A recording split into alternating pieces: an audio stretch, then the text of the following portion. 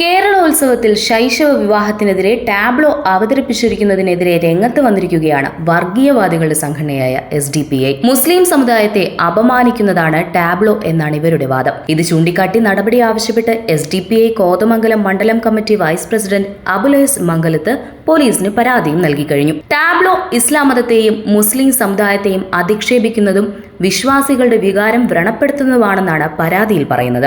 മുസ്ലിം സമുദായത്തിനുള്ളിൽ ശൈശവ വിവാഹം നിലനിൽക്കുന്നില്ല എന്നും പരാതിയിൽ പറയുന്നു. ഇതാരാണ് ഈ പറയുന്നത്? കേരളത്തിലുള്ളവർ അരി ആഹാരമാണ് കഴിക്കുന്നത് എന്ന് നിങ്ങൾ മറക്കരുത്. 18 വയസ്സ് തികയാത്ത എന്തോരം പെൺകുട്ടികളെ നിങ്ങൾ വിവാഹം കഴിപ്പിച്ചയക്കുന്നു.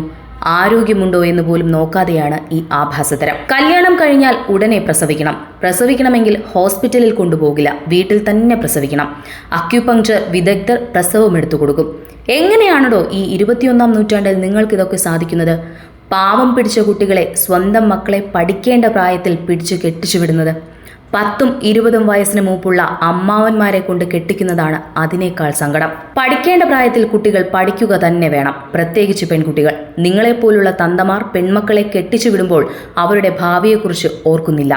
പ്രസവിച്ച് കരിമ്പിൻ ചണ്ടിയായി കഴിയുമ്പോൾ ഭർത്താക്കന്മാർ വേറെ ഭാര്യയെ അന്വേഷിച്ചു പോകും.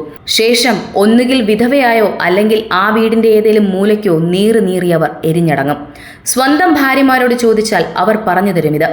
ഗോത്ര കലാപത്തെ വെള്ളപൂശി തീവ്രവാദത്തെ പിന്തുണയ്ക്കും വിധം ഇറങ്ങിയ എമ്പുരാൻ ചിത്രത്തിനെതിരെ പ്രതിഷേധമുയർന്നപ്പോൾ ആവിഷ്കാര സ്വാതന്ത്ര്യത്തിന്റെ പേരിൽ മുറവിളി കൂട്ടിയ നിങ്ങളാണ് ഈ ടാബ്ലോയ്ക്കെതിരെ രംഗത്ത് വന്നതെന്ന് ഓർക്കുമ്പോൾ പുച്ഛം മാത്രം.